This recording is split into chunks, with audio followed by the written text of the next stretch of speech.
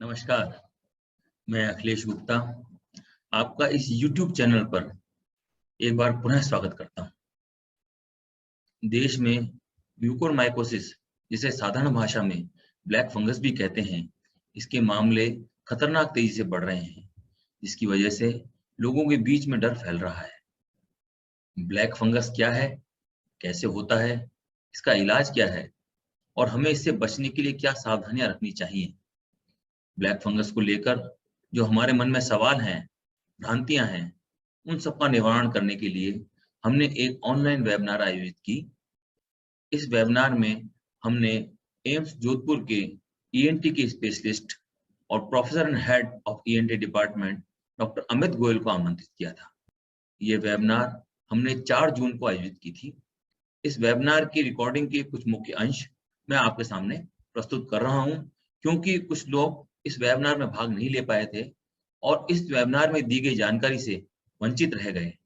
उन सभी को लाभान्वित करने के लिए हम ये प्रस्तुत कर रहे हैं। तो आइए देखते हैं इस रिकॉर्डिंग के कुछ मुख्य अंश। नमस्कार, मैं अखिलेश गुप्ता, प्रदेश महासचिव, प्रयास राजस्थान के सभी सदस्यों की ओर से इस ऑनलाइन वेबिनार में आप सभी का हार्दिक अभिनंदन करता हूँ। हमारे शरीर में 5 ज्ञानेंद्रियां होती हैं: आंख, नाक, कान, जीभ और त्वचा। इन ज्ञानेंद्रियों की सहायता से ही हम देख, सुन, सूंघ, स्वाद और स्पर्श का एहसास कर पाते हैं और इसी कारण हम अपने दैनिक जीवन में सभी कार्य सरलता से कर पाते हैं। इन 5 इंद्रियों में से अगर एक भी इंद्रिय बीमार पड़ जाए तो हम बेचैन हो जाते हैं। कोरोना में सबसे ज्यादा असर इनमें से 3 इंद्रियों पर पड़ा है और वो है नाक, कान और जीभ, जो गले से जुड़ी होती है। देश में म्यूकोरमाइकोसिस, जिसे साधारण भाषा में ब्लैक फंगस कहते हैं, इसके मामले खतरनाक तेजी से बढ़ रहे हैं, जिसकी वजह से लोगों के बीच डर फैल रहा है। इस नई भयावह बीमारी की वजह से लोगों को कोविड रिकवरी के बाद फिर से अस्पताल में भर्ती होना पड़ रहा है। ब्लैक फंगस भी इन्हीं तीनों इंद्रियों को प्रभावित करता है। इन तीनों इंद्रियों के इलाज के लिए ईएनटी के स्पेशलिस्ट डॉक्टर की जरूरत पड़ती है। प्रयास द्वारा आयोजित की जा रही वेबिनार की श्रृंखला में आज हमने आपके लिए राजस्थान में ईएनटी के बेहतरीन डॉक्टर को आमंत्रित किया है। तो आइए सबसे पहले मैं आपको हमारे आज के expert speaker doctor Amit Goyal का परिचय देता हूँ। Doctor Amit Goyal all India institute of medical science Jodhpur, जिसे साधारण भाषा में एम्स जोधपुर कहा जाता है, में ईएनटी के professor and head of the department है। आप एक अंतरराष्ट्रीय ख्याति प्राप्त डॉक्टर हैं। आपकी उपलब्धियों की लिस्ट बहुत लंबी है और उन सभी का जिक्र करना यहाँ संभव नहीं है। इसलिए मैं डॉक्टर गोयल की कुछ मुख्य उपलब्धियों के बारे में आपको बता रहा हूँ। आपको एमडी करने के बाद 18 वर्षों का राष्ट्रीय और अंतरराष्ट्रीय स्तर पर कार्य करने का अनुभव है। आपके लगभग 75 पब्लिकेशंस राष्ट्रीय और अंतरराष्ट्रीय स्तर के जर्नल्स में प्रकाशित हो चुके हैं। आपके one of the innovative ideas modified tracheostomy tube को इंडो स्वीडन इनोवेशन चैलेंज 2020 में विजेता घोषित किया गया था। आपको एम्स जोधपुर में आयोजित workshop on medical innovation technology में स्वर्ण पदक से नवाजा गया था। आपको American academy of ENT and head and neck surgery द्वारा इंटरनेशनल विजिटिंग स्कॉलरशिप 2014 से भी सम्मानित किया गया था। आपको विभिन्न नेशनल और इंटरनेशनल एकेडमी इवेंट्स में विजिटिंग फैकल्टी के रूप में आमंत्रित किया जाता है। कोरोना महामारी के दौर में कोविड मरीजों के इलाज के दौरान संक्रमित होने से बहुत से डॉक्टर स्वयं कोविड मरीज बन गए हैं। कोविड संक्रमण से डॉक्टर्स को बचाने के लिए कुछ दिन पूर्व ही एम्स जोधपुर द्वारा अभेद्य एयरोशील्ड का निर्माण किया गया था। इसको बनाने में भी डॉक्टर गोयल ने महत्वपूर्ण भूमिका निभाई थी।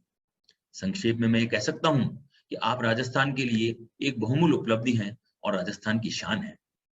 ब्लैक फंगस क्या है, कैसे होता है, इसका इलाज क्या है और हमें इससे बचने के लिए क्या क्या सावधानी रखनी चाहिए। ब्लैक फंगस को लेकर हमारे मन में जो सवाल हैं, जो भ्रांतियां हैं, उन सबका निवारण करने के लिए अब मैं आमंत्रित करता हूं डॉक्टर अमित गोयल को। Over to doctor Amit Goyal.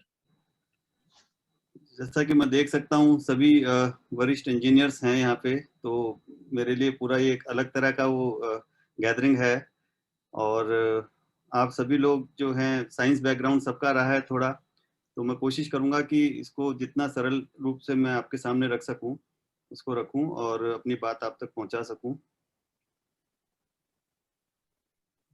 साथ ही मैं सबसे पहले एक क्षमा प्रार्थी हूँ। ब्लैक फंगस के बहुत अधिक केसेस की वजह से मैं पावर पॉइंट तैयार नहीं कर पाया, तो मैं आपसे फेस टू फेस बात करके इसको कोशिश करूंगा आपको जितना सरल रूप से और ज़्यादा से ज़्यादा आपको जानकारी दे सकूं, इसके बारे में आपके प्रश्नों के जवाब दे सकूं, वो मैं प्रयास करूंगा। तो शुरुआत में सबसे पहले जो है फंगस, इसके हमको मालूम है कि जो माइक्रो ऑर्गेनिजम्स होते हैं वो अमूमन 3 तरह के होते हैं। बैक्टीरिया होते हैं, हमको कहीं चोट लगती है या कुछ इन्फेक्शन होता है, पस बनता है और एंटीबायोटिक्स देते हैं या पस निकाल देते हैं तो नॉर्मली ठीक हो जाते हैं। एंटीबायोटिक दवाइयाँ उनके लिए काफ़ी अच्छी कारगर होती हैं। अगर हम उनको इस्तेमाल करें बहुत ज़्यादा या अंडर डोजिंग में इस्तेमाल करें तो रेजिस्टेंस भी आता है, तो नई नई एंटीबायोटिक्स आती रहती हैं उनके अगेंस्ट, और जो है उनको हम काबू कर सकते हैं अमूमन मोस्ट ऑफ द केसेस में।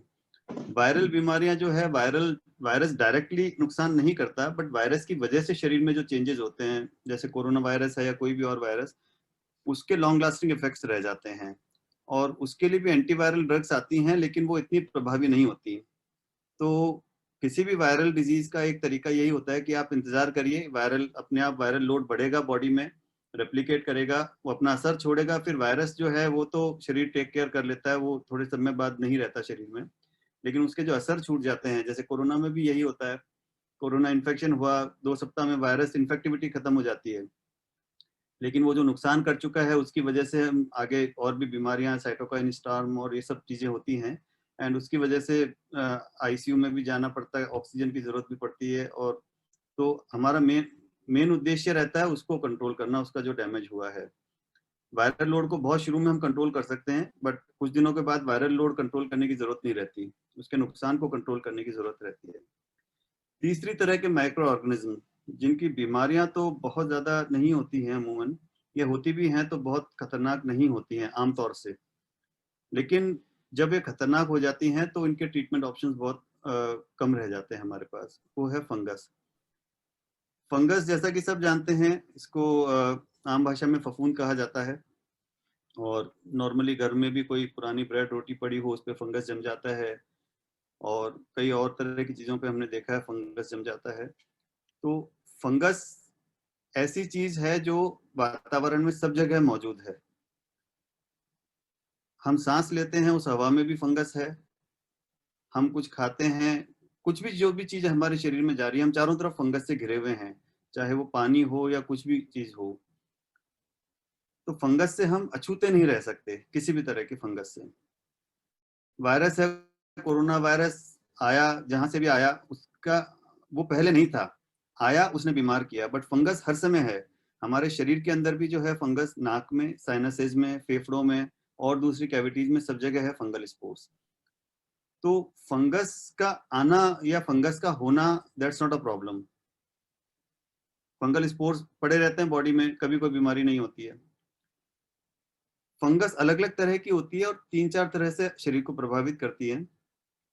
कुछ फंगस होती हैं जो सिंपल एलर्जी कॉज करती हैं, तो हमारा जो एलर्जिक जुकाम है वो भी एक फंगस की बीमारी का ही एक रूप है एक तरह से। तो एलर्जी के, फंगस के प्रति एलर्जी है और हमें जुकाम हो जाता है, बहुत कॉमन बात है। तो हम कभी उससे, हमारी त्वचा पे होती है कई बार, या मुंह के अंदर हो जाती हैं। तो त्वचा पे होने वाली बीमारी भी अगर सुपरफिशियल है तो ठीक है, रूटीन ट्रीटमेंट से ठीक हो जाती है। फंगस प्रॉब्लम तब देती है जब हमारे शरीर की इससे लड़ने की क्षमता है उसमें कहीं कमी आती है, then it's a real problem. जब तक हमारी इम्यूनिटी ठीक है, फंगस कुछ नुकसान नहीं कर सकती, छोटी मोटी बीमारी दे सकती है, बट इससे ज्यादा कुछ नहीं कर सकती। तो किसी भी फंगल बीमारी में सबसे बड़ा खेल इम्यूनिटी का है, फंगस के होने या नहीं होने का नहीं है। तो अगर हम ये कहें कि हम फंगस से बच सकते हैं, नहीं, हम फंगस से होने वाली बीमारी से बचने की कोशिश कर सकते हैं। सो किसी भी फंगस को ग्रो होने के लिए कुछ एक पर्टिकुलर एटमॉस्फेयर चाहिए होता है, जिनमें ह्यूमिडिटी एक सबसे बड़ा फैक्टर है। ये हम सबको मालूम है, हमने कॉमन एक्सपीरियंस से ये चीज देखी है कि ह्यूमिडिटी जहाँ भी होती है वहाँ फंगस ग्रो कर जाती है। अगर किसी दीवार पे भी कांस्टेंट सीम आती रहेगी तो थोड़े टाइम में उस पर भी फंगस ग्रो कर जाती है। सो ये एक सबसे बड़ा फैक्टर है। और हमारी बॉडी की हर कैविटी में ह्यूमिडिटी तो बेशुमार है, तो वो फैक्टर तो बॉडी में हर जगह है ही। बाकी फैक्टर्स के बारे में मैं जब कोरोना के साथ इसका रिलेशन करूंगा, कोरिलेट करूंगा, तब मैं उसके जिक्र करूंगा कि और क्या फैक्टर्स होते हैं जो फंगस को प्रभाव ग्रो करने में मदद करते हैं। ब्लैक फंगस क्या चीज है? ब्लैक फंगस कोई नाम नहीं है, ये बिल्कुल नया टर्म है। और बीबीसी में किसी कॉरेस्पॉन्डेंट ने कुछ एक केसेस म्यूकोरमाइकोसिस के थे, उनको डिस्क्राइब करने के लिए ब्लैक फंगस यूज कर लिया। उसके बाद बीबीसी ने तो कभी यूज नहीं किया, बट हमारा मीडिया जो है वो ब्लैक फंगस लेके पीछे पड़ गया कि ये ब्लैक फंगस है। फंगस का कोई कलर नहीं होता, इट्स अ फंगस। ये बीमारी पहले भी पाई जाती रही है, कोई नई बीमारी नहीं है। लेकिन पहले बस इतनी ही होती थी कि साल में 8-10 केसेस आते थे एक डिपार्टमेंट में, और उससे ज्यादा केसेस नॉर्मली देखने को नहीं मिलते थे। बट अभी जैसे इन केसेस की बाढ़ सी आ गई है कोविड के बाद, तो ब्लैक इसको नाम इसलिए दिया शायद क्योंकि इससे जो हमारा टिश्यू है वो डेड टिश्यू हो जाता है, काला रंग पड़ जाता है उसका, इसलिए इसको ब्लैक फंगस दिया नाम दिया। बाकी ऐसा कोई स्टैंडर्ड साइंटिफिक नाम नहीं है इसका। साइंटिफिक नाम है म्यूकोरमाइकोसिस, और इसको जो फंगस इसको करता है उसका नाम भी म्यूकोर फैमिली का, म्यूकोरिल्स फैमिली का वो फंगस है। इसको जाइगोमैकोसिस भी बोलते हैं, म्यूकोरमाइकोसिस, जाइगोमैकोसिस, 2-3 नामों से इसको जाना जाता है। क्लासिकली ये बीमारी 3 तरह के लोगों में मिलती रही है। जो साल में 8-10 केस आते रहते थे नॉर्मली, वो 3 तरह के लोगों में आते थे। एक तो अनकंट्रोल्ड डायबिटीज या डायबिटिक कीटोएसिडोसिस में जो लोग होते थे जिनकी शुगर्स कंट्रोल नहीं होती थी या बहुत ज्यादा राइज कर जाती थी।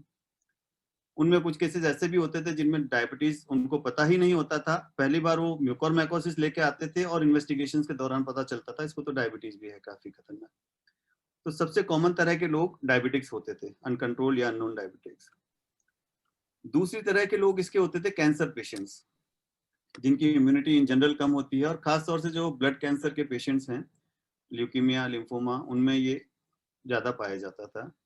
और तीसरे प्रकार के लोग होते थे जो ट्रांसप्लांट वाले मरीज, जिनको इम्यूनोसप्रेसेंट मेडिसिन काफी मात्रा में चलती रहती थी। ये 3 तरह के लोगों में कन्वेंशनली पाई जाती थी। इनमें से भी सबसे ज्यादा कॉमन डायबिटिक्स और नॉर्मली म्यूकोरमाइकोसिस शरीर के किसी भी हिस्से में हो सकता है, बट सबसे ज्यादा ये पाया जाता है हमारे नाक में, साइनसेस में, और वहां से फिर आंख या ब्रेन में जा सकता है। तो राइनो साइनोस ऑर्बिटो सेरेब्रल म्यूकोरमाइकोसिस इसको बोलते हैं, और ये सबसे कॉमन प्रकार का इसका प्रेजेंटेशन होता है। तो ज्यादा जो हमारे सबसे ज्यादा जो हमारे शरीर में जो सबसे ज्यादा फंगल स्पोर से प्रभावित होने वाला हिस्सा हमारी नाक है। हम सांस लेते हैं, बाहर डस्ट में फंगल स्पोर्स होते हैं, हर चीज में फंगल स्पोर्स होते हैं, तो इसके जरिए हमारे शरीर में प्रवेश करता है। अब कोरोना के बाद इसका एकदम से स्पर्ट आया है, ये क्यों आया है इसको समझने की थोड़ी जरूरत है।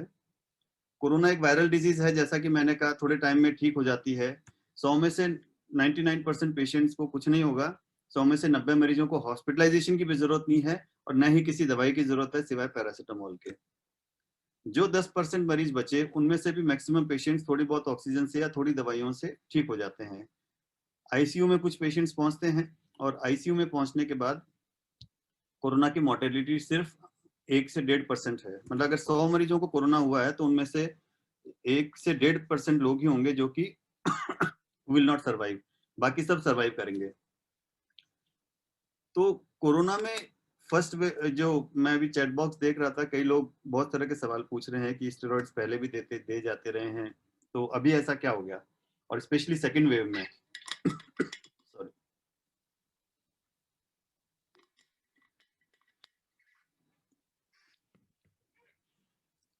कोरोना 3-4 तरह से शरीर में असर करता है। एक तो ये पेंक्रियाज के आइलेट सेल्स पे भी अटैक करता है, जिससे कि ब्लड शुगर लेवल्स डिरेंज होते हैं। कोरोना से शरीर में, इस बीमारी से, कोविड बीमारी से शरीर में आयरन का लेवल भी बढ़ता है।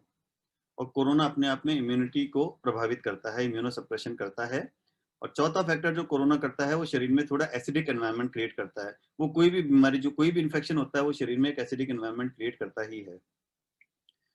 तो acidic environment, high iron levels, लोगों ने जिंक भी खाई है काफी, फिर आपके ये high sugar levels, humidity and immunosuppression.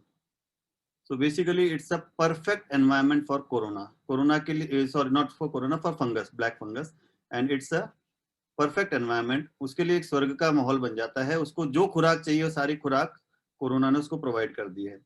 Humidity है, हाई आयरन लेवल्स कोरोना ने दे दिया, ब्लड शुगर लेवल्स ऊपर नीचे कर दिए और आपके इम्यूनिटी कम कर दी और एसिडिक एनवायरनमेंट क्रिएट कर दिया. तो कोरोना उसमें ये जो जितने भी फंगल स्पोर्स हैं ये बहुत तेजी से ग्रो करने लगते हैं. नॉर्मली फंगल स्पोर्स जाते हैं, हमारी जो म्यूकोजा होती है या स्किन होती है वो उसको आराम से टैकल कर लेती है, वहाँ पे कुछ सेल्स आके फंगस को खत्म कर देते हैं. बट इन सब एनवायरनमेंट के बाद वो फंगस काफी तेजी से एग्रेसिवली ग्रो करने लगता है. और जब ये ग्रो करता है तो ये केवल लिमिटेड नहीं रहता स्किन तक या म्यूकोजा तक, ये ब्लड वेसल्स में घुस जाता है. और एक बार जब ये ब्लड वेसल्स में घुस जाता है तो ये उनको ब्लॉक कर देता है. अब किसी भी हिस्से की ब्लड सप्लाई अगर ब्लॉक हो गई तो वो हिस्सा डेड टिश्यू बन जाता है. तो आपके फंगस पड़ा हुआ है, उसने डेड टिश्यू बना दिया है. वो डेड टिश्यू जो बन गया वो कभी दोबारा से रीजनरेट नहीं होगा. एक बार जो टिश्यू खत्म हो गया वो दोबारा नहीं बनेगा उस जगह पे, क्योंकि वो इन्फेक्टेड प्लेस है, फंगस बहुत ज्यादा है और वहां पे लाइव टिश्यू बहुत कम बचा है. तो ये इसका मतलब बीमारी पैदा करने का तरीका होता है. धीरे धीरे ये बढ़ता रहता है. फर्स्ट वेव में क्या हुआ था कि हम जो है हॉस्पिटल्स में स्टेबल पेशेंट्स को भी एडमिट कर रहे थे. स्टेबल वार्ड अलग था, आईसीयू अलग था. तो स्टेबल पेशेंट्स को भी अनमॉनिटर्ड स्टेरॉइड्स नहीं दिए जा रहे थे, उनकी ब्लड शुगर जो है वो मॉनिटर की जा रही थी. तो मैक्सिमम पेशेंट्स उनको स्टेरॉइड दिए ही नहीं गए और शुगर भी मॉनिटर होती रही, तो वो उस ट्रैप में नहीं गए. सेकेंड वेव में चूंकि बहुत ज्यादा अफरा तफरी थी, स्टेबल पेशेंट्स को एडमिट नहीं कर रहे थे, फिर मीडिया में काफी आ गया कि ऑक्सीजन नहीं है, बेड नहीं है. इस चक्कर में इतनी अफरा तफरी में steroids became the first treatment. Patient को थोड़ा सा भी फीवर आया, उसका आरटीपीसीआर पॉजिटिव आया या नेगेटिव आया, स्टेरॉइड्स उसने चालू कर दिए. तो इसको मैं आगे और एलिब्रेट करूंगा इसका क्या कितना ह्यूज इम्पैक्ट पड़ा. But that was one of the factors जो इन्होंने चैट बॉक्स में लिखा है कि स्टेरॉइड्स तो पहले भी दिए जाते रहे, बट अनमॉनिटर्ड और बहुत लंबे समय तक और बहुत ज्यादा क्वांटिटी में स्टेरॉइड्स कभी नहीं दिए गए. तो दैट वाज वन फैक्टर. मैं यहाँ हमारे यहाँ का जो डेटा है वो भी बताऊंगा आपको अभी थोड़ी देर में, जिसमें ये सारे फैक्टर्स निकल के सामने आए हैं. तो हमने ये देखा कि कोविड जो है उसने एक परफेक्ट एटमॉस्फेयर दे दिया फंगस को ग्रो करने का, और इसकी वजह से ये बीमारी Covid post Covid mucormycosis suddenly एकदम सर्ज में आ गई. सितंबर अक्टूबर के बाद में हमारे पास इसके केसेस बढ़ गए थे म्यूकोरमाइकोसिस के. जो साल में 8-10 केस आते थे वो हमारे पास सप्ताह में 1 या 2 केस आने लग गए थे. बट तब भी हमें लगा कि ठीक है मैनेजेबल है, इतना ज्यादा नहीं है. बट अभी सेकेंड वेव के बाद में अप्रैल सेकेंड वीक से थर्ड वीक से उसके बाद एकदम से बाढ़ आ गई इन केसेस की. मतलब इस रोज के 8-10 पेशेंट्स आने लग गए जो साल में आया करते थे. तो it's a huge number actually. इतनी तो दवाई भी कभी इसकी कंज्यूम नहीं होती थी. इसके सिम्टम्स और साइन क्या होते हैं म्यूकोरमाइकोसिस के?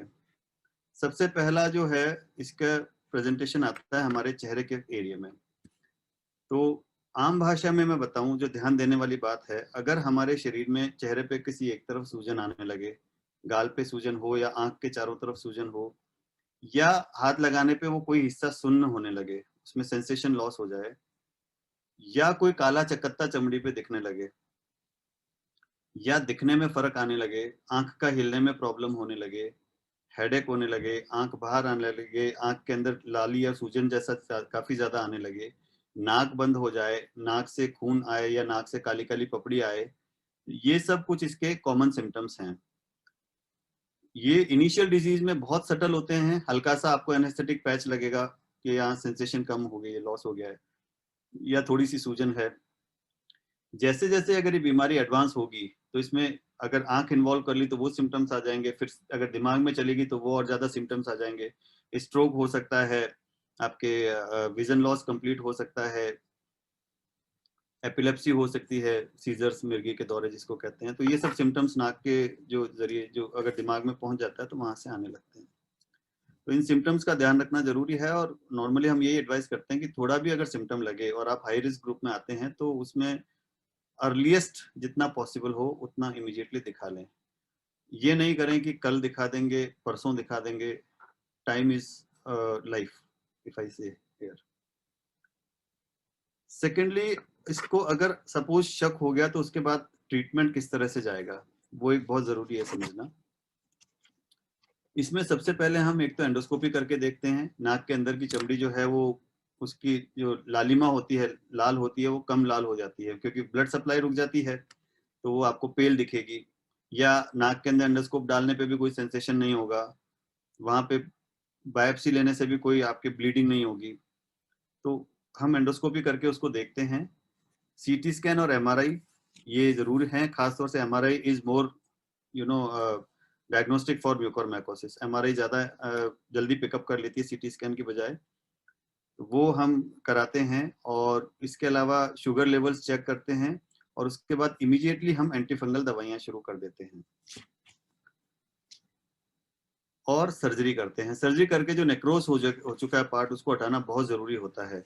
अब सर्जरी करने में अगर केवल तालू इन्वॉल्व है तो तालू हटाते हैं, पूरा ये हड्डी इन्वॉल्व है पूरे हटाते हैं, स्किन इन्वॉल्व है स्किन हटाते हैं, आंख इन्वॉल्व है आंख हटानी पड़ती है। तो डिपेंडिंग ऑन कितने हिस्से नेक्रोज हो चुके हैं वो हमको हटाना पड़ता है, क्योंकि पर्पज एक ही होता है कि फंगस का लोड कम हो और हम एंटी फंगल ज्यादा अच्छे तरीके से काम कर सकें।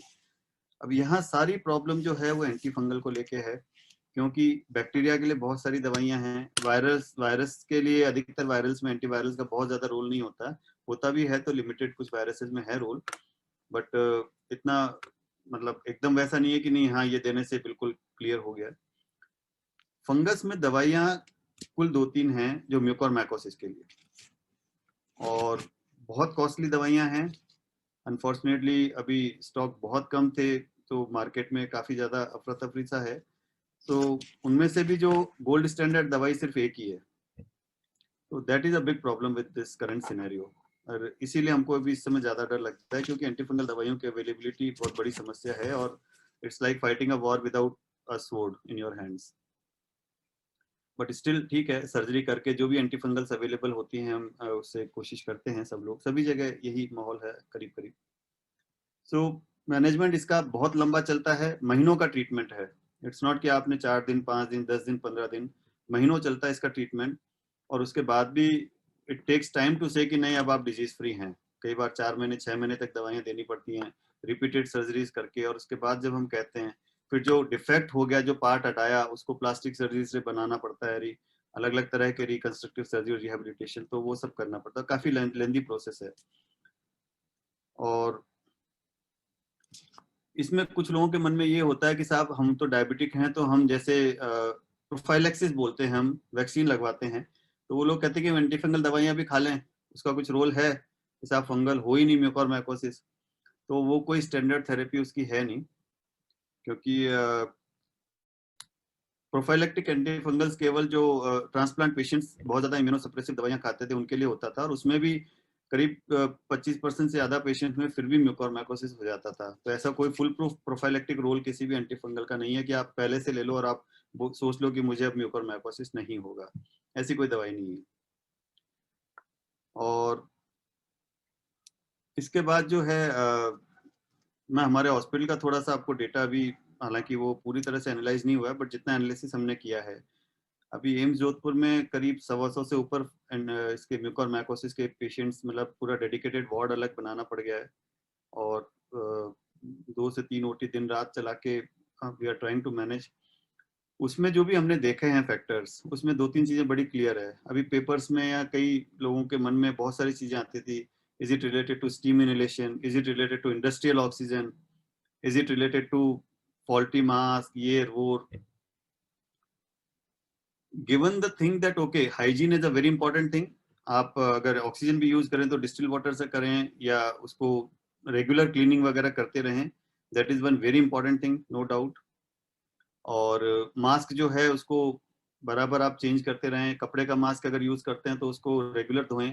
इनफैक्ट डब्ल्यूएचओ ने तो कहा भी है कि एक कोई कपड़े का मास्क भी जो है वो आपको ज्यादा लंबा यूज नहीं करना चाहिए, मतलब मैक्सिमम 5 बार यूज करना है, 5 बार धोना चाहिए। ऐसा नहीं कि उसको धो के हम जो है महीना 2 महीना 4 महीना चला जा रहे हैं। और जो कोरोना में एक प्रैक्टिस मिली कि साहब मास्क को दरवाजे पे टांग दिया, जाते टाइम उसी को लगा लिया, आते टाइम दरवाजे पे वापस टांग दिया, और उसको धोने का ध्यान नहीं, तो वो एक गलत प्रैक्टिस है। हाइजीन तो रखना चाहिए, But with regards to mucormycosis, 90% of the patients consumed steroids. Many patients और most of the patients जो हैं वो हैं farmers या rural background से. तो दो फैक्टर्स हो सकते हैं, या तो जो रूरल एरिया में जो भी डॉक्टर्स हैं, steroids is the first line of treatment. अभी इस समय सेकंड वेव में तो ये हो गया कि एक दिन भी बुखार आया तो आप स्टेरॉइड्स ले लो. तो that was a very wrong practice. And लोगों ने, मतलब मैं आपको खैर क्या बताऊं, 4-4, 5-5 गुना, 10-10 गुना स्टेरॉइड्स खाइए. और एज आई सेड 99% लोग मरते नहीं इससे बीमारी से. बट वो पैनिक इतना ज्यादा फैल गया कि सभी ने स्टेरॉइड्स खा ली. शुगर लेवल जिनको डायबिटीज थी वो एकदम से शूट अप हुई. जिनको डायबिटीज नहीं थी बट वो प्री डायबिटिक्स थे. प्री डायबिटिक्स होते हैं कि आपके शुगर लेवल अभी आपके नहीं बहुत राइज हुए हैं, लेकिन आपका HbA1c जो है बहुत ज्यादा राइज हो गया है. तो किसी भी समय वो फ्लोरिड डायबिटिक में कन्वर्ट हो जाएंगे. तो वो स्टेरॉइड खाते ही फ्लोरिड डायबिटीज उनमें कन्वर्ट हो गए. शुगर लेवल्स बहुत बढ़ गए, डायबिटिक कीटोएसिडोसिस, बाकी फैक्टर्स जो मैंने आपको बताया कोरोना के साथ जो भी थे, एक परफेक्ट एटमॉस्फेयर वाले, वो तो दिए ही कोरोना ने. तो कुल मिला के इस समय बात यह है कि 25-30 साल के लोग भी हमारे वार्ड में भर्ती हैं. मतलब इट्स नॉट कि केवल 60-70 साल वाले लोग ही हैं. यंग जनरेशन जिनके फैमिली हिस्ट्री डायबिटीज की थी या जो प्री डायबिटिक्स थे, कोरोना से तो आराम से निकल जाते, बट वो गलत ट्रैप में फंस गए. और म्यूकोरमाइकोसिस से मैं डराने की बात तो नहीं है, बट एक फैक्ट है, कोरोना की मोर्टेलिटी रेट जो है दैट इज 1.1-1.5% है. म्यूकोरमाइकोसिस में mortality rates are more than 30-50%. और अगर ब्रेन में चला जाए तो ऑलमोस्ट 70-80% मोर्टेलिटी रेट्स हैं. So that's a big number, and that's why we are feared of this disease. तो कुल मिलाकर जो है बात सिर्फ एक ही है, unmonitored steroids big no. Hospital setting में under doctor supervision with regular blood sugar monitoring, yes you can take, but unmonitored steroids is a big no. And covid अगर हुआ है तो कोविड के बाद शुगर मॉनिटरिंग अपने 1-1.5 महीने के लिए, 2 महीने के लिए कर लें रेगुलर इंटरवल पे, बिकॉज वो भी एक फैक्टर आता है शुगर में. ब्लड आयरन लेवल्स बढ़े हुए होते हैं, उसके लिए हम कुछ कर नहीं सकते, बट एटलीस्ट वी नो कि हाँ थोड़ा रिस्क फैक्टर तो है इस हमारे इसमें जो है, क्योंकि कोरोना अपने आप में ब्लड आयरन लेवल्स बढ़ाता है. तो स्टेरॉइड्स का जो है, अगर मतलब जब भी आप, कम से कम मैसेज एक ही है कि आप जितने आपके जानने वाले हैं उनको आप ये बताएं, क्योंकि अभी तो दूसरी लहर गई है, अभी तीसरी लहर भी आएगी, हो सकता है बच्चे भी अफेक्टेड हों. तो म्यूकोरमाइकोसिस में नॉर्मली बच्चे ऐसे डायरेक्टली अफेक्ट नहीं होते हैं, बट एज इन 3 कैटेगरी में से अगर डायबिटिक है बच्चा, या कुछ मेलिग्नेंसी है बच्चे को, या ट्रांसप्लांट है, तो वो भी अफेक्ट हो सकते हैं. तो ये एक ध्यान रखने की बात है कि स्टेरॉइड्स का जो है कम से कम अब आने वाले समय में अनमॉनिटर्ड इस्तेमाल नहीं हो. That is the single most important message I want to give. And इसी के साथ मैं अपनी बात समाप्त करना चाहूँगा. एंड जिसकी जो भी प्रश्न हो, जिज्ञासा हो, या और कुछ अगर जानना चाहेंगे तो I will be happy to answer. I will try to answer your queries. धन्यवाद सर. थैंक यू डॉक्टर साहब. लोगों के सवाल तो काफी हैं, चैट बॉक्स में डाले गए हैं, तो कुछ तो आपने देख लिए हैं. मैं एक सवाल करना चाह रहा था कि क्या ब्लैक फंगस भी कोरोना की तरह कम्युनिकेबल डिजीज है? ये एक बहुत अच्छा सवाल है. और मीडिया पर्सन, मैं कई बार मीडिया पर्सन से बात करता हूँ तो वो कहते हैं कि spread of black fungus can not spread. It is not a communicable disease. ये एक आदमी से दूसरे आदमी में नहीं फैलता है. ऑलरेडी हम सबके शरीर में फंगल स्पोर्स हैं, जैसा कि मैंने कहा, तो फैलने का कोई सवाल ही नहीं है. हमारे शरीर का गार्ड डाउन हुआ, इम्यूनिटी कम हुई, वो अटैक करेगा. That's the only factor. It's not communicable. और should never use the word black fungus. It's a mucormycosis. Should never use the word spread of black fungus because it's not communicable. It doesn't spread. It's just a disease. अच्छा, ये एक और है कि ये क्या विशेष आयु वर्ग के लोगों में ज्यादा फैल रहा है या सभी आयु वर्ग के लोगों में? नॉर्मली इसके पेशेंट्स, जैसे कि मैंने बताया, इन 3 कैटेगरीज में आते थे. तो इन 3 कैटेगरीज में जो भी पेशेंट्स होते थे, इन 3 कैटेगरीज में 2 ही तरह के पेशेंट्स होते थे. या तो जो टाइप 1 डायबिटीज वाले बच्चे होते हैं जिनको यंग एज में डायबिटीज हो जाती है, और या फिर जो एडल्ट्स होते हैं 50 प्लस में होता था मेनली. ये बीच वाले लोगों के मोस्टली कोई प्रॉब्लम की इम्यूनिटी ठीक होती थी, और शुगर मॉनिटरिंग नॉर्मली लोग जो डायबिटिक्स होते हैं, नॉन डायबिटिक्स, वो तो करा लेते हैं. और स्टेरॉइड्स अगर कोई लेते हैं कहीं भी सेटिंग में तो sugar monitoring automatically doctors usually they prescribe, so इतना नहीं था। मेनली ये 50 से ऊपर के लोगों में पाई जाती थी, बट अभी इस समय तो हम, जैसा कि मैंने कहा, 25-30 साल के लोग भी आ रहे हैं, मतलब दैट्स एक्चुअली पेनफुल टू सी।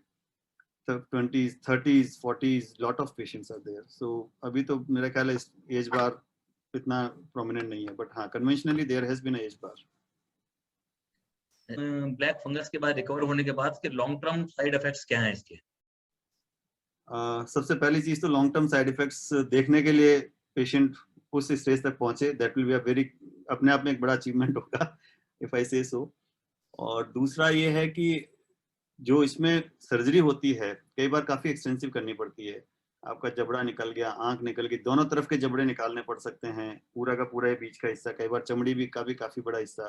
तो अगर पेशेंट रिकवर हो जाता है, फंगस फ्री हो जाता है, जो कि नॉर्मली 3 से 6 महीने उसको लगते हैं, उसके बाद जो है उसका रिहेबिलिटेशन भी काफी लंबा चलता है और काफी कॉम्प्लिकेटेड होता है, डिपेंडिंग ऑन कौन सा वाला। अगर आंख निकाली है तो आंख का प्रोस्थेसिस जो है लगाएं, जबड़ा निकाला तो उसके हिसाब से प्रोस्थेसिस लगाएं। अल्टीमेटली क्वालिटी ऑफ लाइफ वापस पेशेंट को देने के लिए वो भी काफी जद्दोजहद करनी पड़ती है। लॉन्ग टर्म तो यही है। बाकी हाँ, ये हम कभी नहीं कह सकते कि पेशेंट को दोबारा कभी नहीं होगा, क्योंकि अगेन अगर उसने वापस से शुगर लेवल्स और ऊपर नीचे हुए, इट मे कम बैक।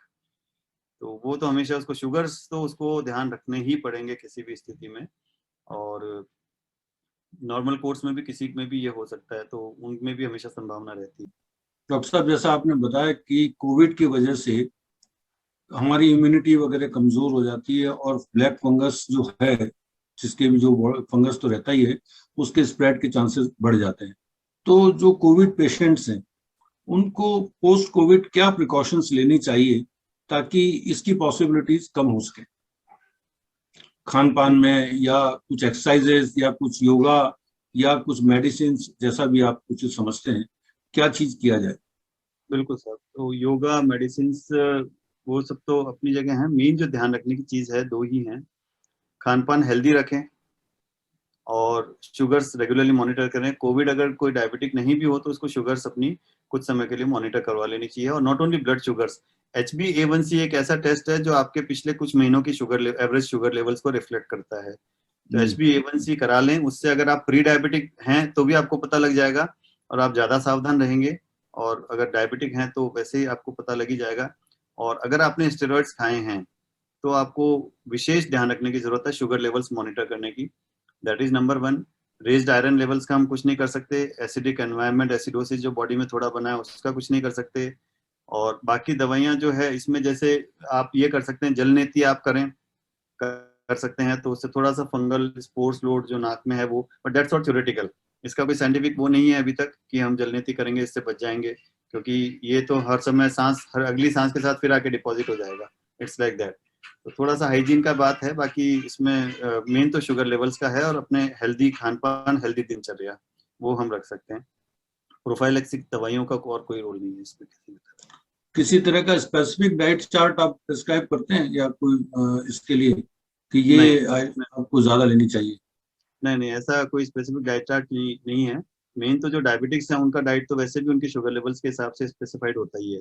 जी। और बाकी जो है, बाकी में जो भी हेल्दी खाना है बेसिकली, मतलब हेल्दी खाने में fruits and vegetables they come first, और बाकी प्रोटीन वगैरह जो है, संतुलित आहार जिसको हम कहते हैं। स्पेसिफिक ऐसा कोई खाना नहीं है कि जिसको हम मतलब कहें कि ये आप खाएंगे तो आपका ज्यादा बेटर वो रहेगा। जो भी आप अपने हिसाब से, मतलब हेल्दी जिसको आप समझते हैं वो आप खाना खाएं। स्पेसिफिक खाना ऐसा कुछ भी नहीं है इसमें। डॉक्टर साहब, मैं चैट बॉक्स में से कुछ सवाल ले रहा हूँ जी। कि जिनको कोरोना नहीं हुआ है उनको म्यूकोरमाइकोसिस हो सकता है क्या? ये कविता मीणा जी हैं जिन्होंने पूछा है सवाल ये। तो इसका जवाब जो है मेरे शुरुआती वक्तव्य में मिल जाएगा। म्यूकोरमाइकोसिस नई बीमारी नहीं है, जब कोरोना नहीं था तब भी बीमारी थी। तो संभावना तो होती है, लेकिन जैसा कि मैंने कहा, ये क्लासिकली 3 तरह के लोगों में पाई जाती है। जो बहुत ज्यादा इम्यूनोसप्रेसेंट होते हैं लोग, HIV हैं जिनमें इम्यूनिटी बहुत कम है, या डायबिटिक्स हैं, ये ट्रांसप्लांट वाले पेशेंट्स हैं, या कैंसर के पेशेंट्स। तो ये इन 3-4 तरह के जो कैटेगरीज हैं, इनमें ये क्लासिकली पाई जाती थी, उनमें अब भी पाई जाती रहेगी। तो इसका उस स्थिति में कोरोना से रिलेशन नहीं है। मतलब नॉन कोविड वाले पेशेंट्स को भी अगर वो उनमें से किसी कैटेगरी में फॉल करते हैं, इम्यूनिटी कम है तो हो सकती है, लेकिन इंसिडेंस बहुत कम है होने के।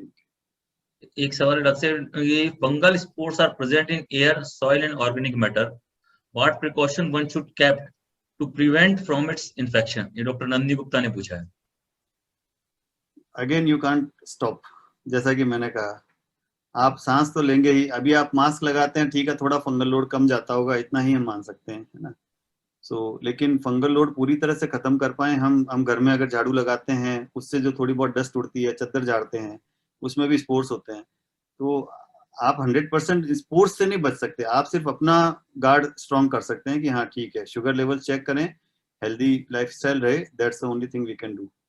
बाकी स्पोर्ट्स से प्रिवेंशन का कोई ऐसा नहीं है किसी भी। अच्छा, क्या इसको ब्लड टेस्ट से भी पता लग जाता है कि ब्लैक फंगस हुई है? नहीं, म्यूकोरमाइकोसिस के लिए कोई ब्लड टेस्ट नहीं है अनफॉर्चुनेटली। बाकी दूसरी एस्परजिलस कैंडिड इनके लिए है, जो दूसरी तरह की फंगस होती है उनमें ब्लड टेस्ट का रोल है। म्यूकोरमाइकोसिस में ब्लड टेस्ट का रोल नहीं है, इसमें तो नाक से टिश्यू लेके जांच के लिए भेजना है, वही that is the only way we can detect it. या फिर जो है सीटी स्कैन, एमआरआई से हमें इसका सस्पिशन हो सकता है।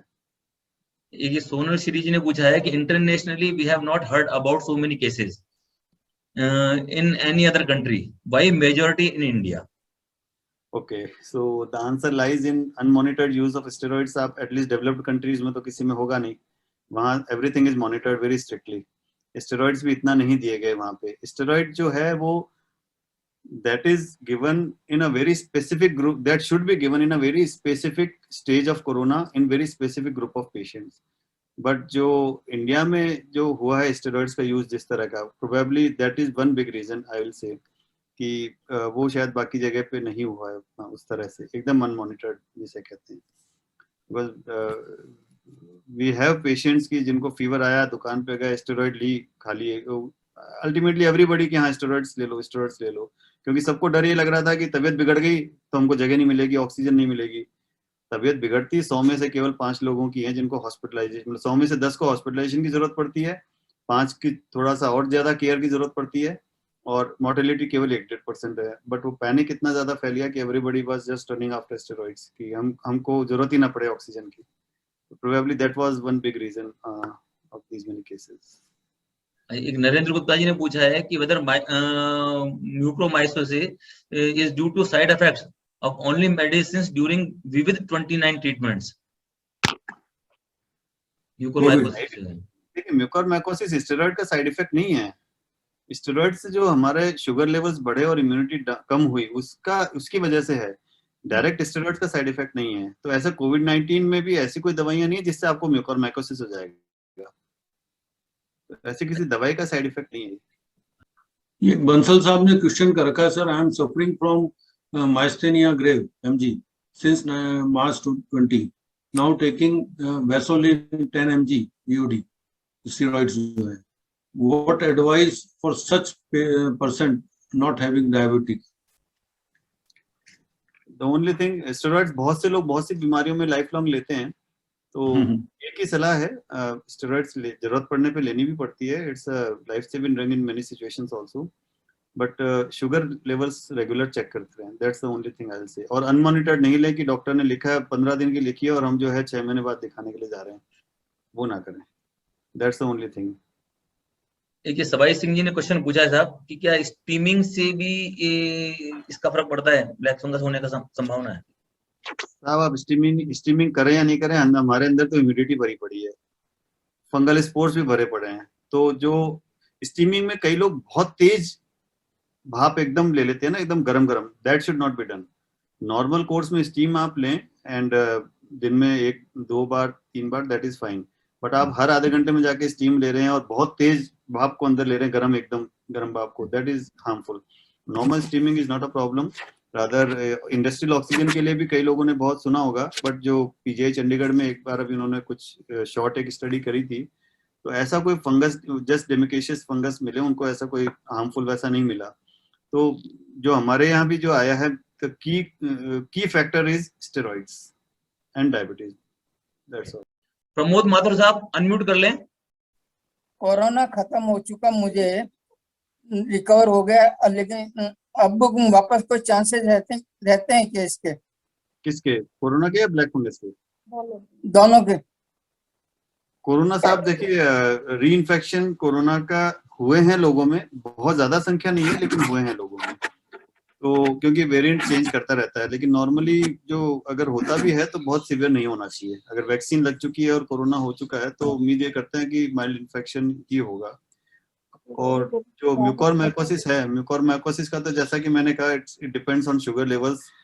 कोरोना है या नहीं है, sugar levels and steroids, they are the key factor.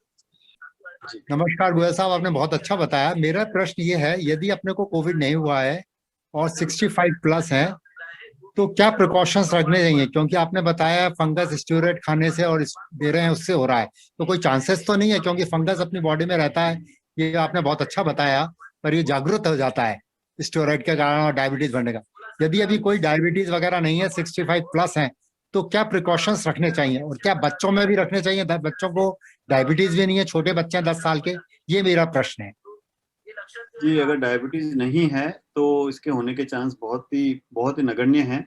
और 40 साल से ऊपर के हर व्यक्ति को 6 महीने में या साल में एक बार जो है शुगर का लेवल एक बार चेक करा लेना चाहिए, या साल में एक बार HbA1c लेवल चेक करा लेना चाहिए। ये आजकल रिकमेंडेशंस भी आ रही हैं।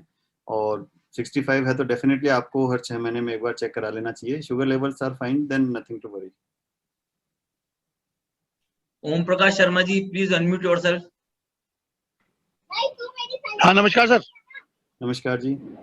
सर मेरा सवाल ये है कि जो शुगर की जो मेडिसिन चलती है सर 17-18 साल से लगातार जी, तो सर उससे भी क्या ये हमारे बॉडी के अंदर फंगस डेवलप होकर के, और मतलब और हमने स्टेरॉइड भी नहीं लिया मान लो, केवल शुगर की दवाएं चल रही हैं 17-18 साल से, तो क्या ऐसे पेशेंट्स भी इसके मतलब ब्लैक फंगस के प्रोन पेशेंट्स होते हैं क्या सर? ब्लैक फंगस के प्रोन पेशेंट्स शुगर की दवाइयों की वजह से नहीं, शुगर की वजह से होते हैं। शुगर की दवाइयां अगर आप ले रहे हैं तो मान के चलिए ये आपको म्यूकोरमाइकोसिस से भी बचा रही है। तो दवाइयों की वजह से आप प्रोन नहीं होते हैं बिल्कुल भी। सर इंसुलिन के बाद भी सर, जैसे फास्टिंग अगर 140 रहती है और खाने के बाद की जो पीपी है वो अगर 240 रहती है, तो उसको आप मेजरमेंट क्या मानेंगे आपकी फंगस के पॉइंट ऑफ व्यू से?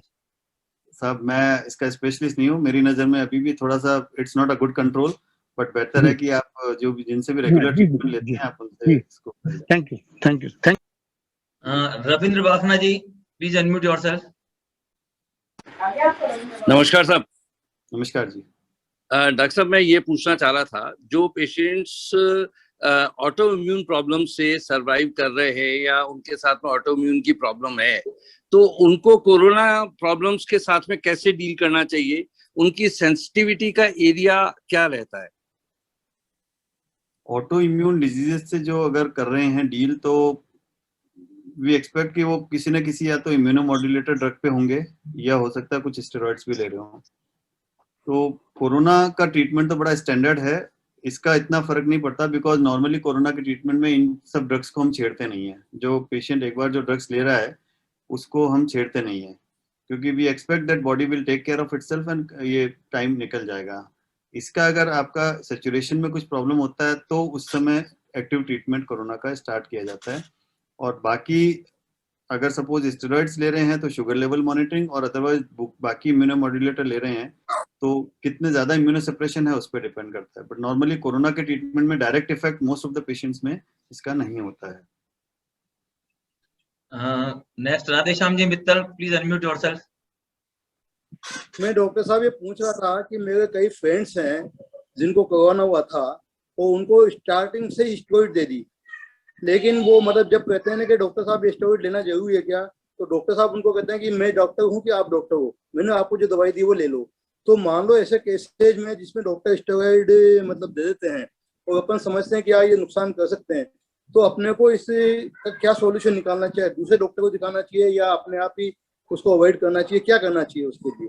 क्योंकि ये जनरल प्रॉब्लम है। मतलब मैं कई मेरे फ्रेंड्स हैं जिनको कोरोना होते ही स्टेरॉइड दे दिया, और मैं मानता हूँ कि स्टेरॉइड देते ही मतलब जैसे मेरे सन इन लॉ डॉक्टर हैं, वो भी मतलब स्टेरॉइड के अगेंस्ट में है बिल्कुल, पर वो तो रेडमिसिविर इंजेक्शन के उसमें भी अगेंस्ट में थे। जो भी बात है, मेरे लिए प्रॉब्लम नहीं है, लेकिन एक जनरल प्रॉब्लम है कि डॉक्टर मान लो कोई दवाई लिख दे तो उसको आप अवॉइड करोगे तो फिर डॉक्टर वो उसका ट्रीटमेंट नहीं करता है। तो उसके लिए क्या अपन सोल्यूशन निकालें अपने ये मैं पूछना चाह रहा था आपसे।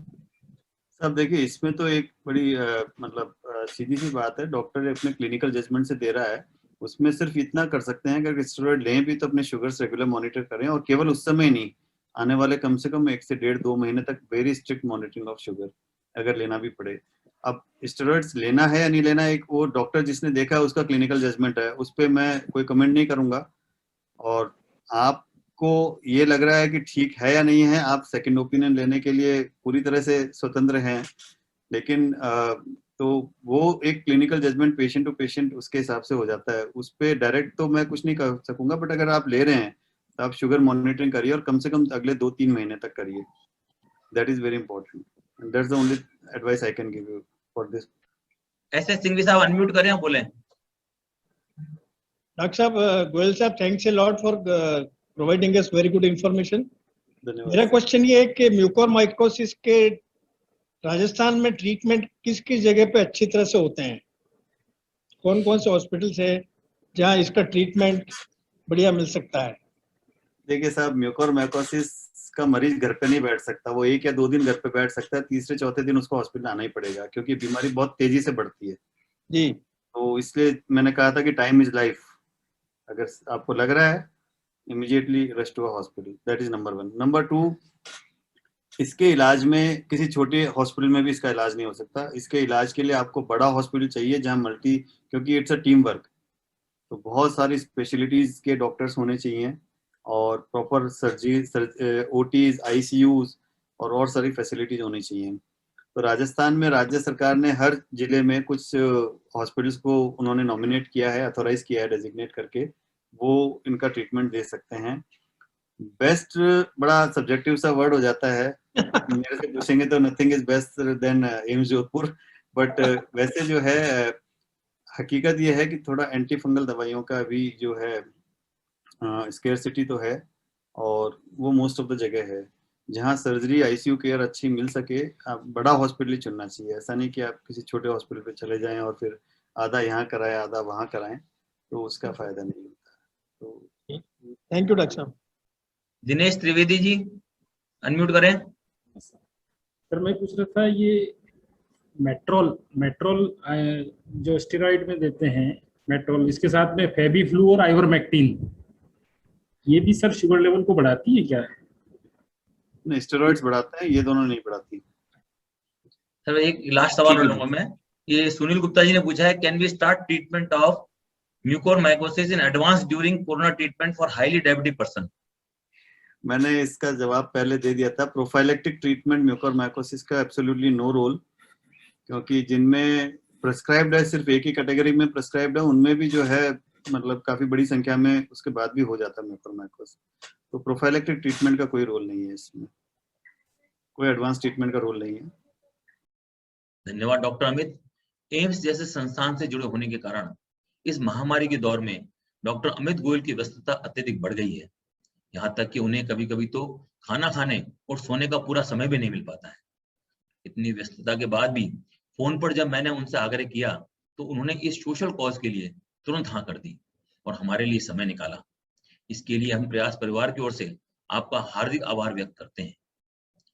किसी भी बीमारी में सबसे नुकसानदेह चीज है घबराहट और असावधानी।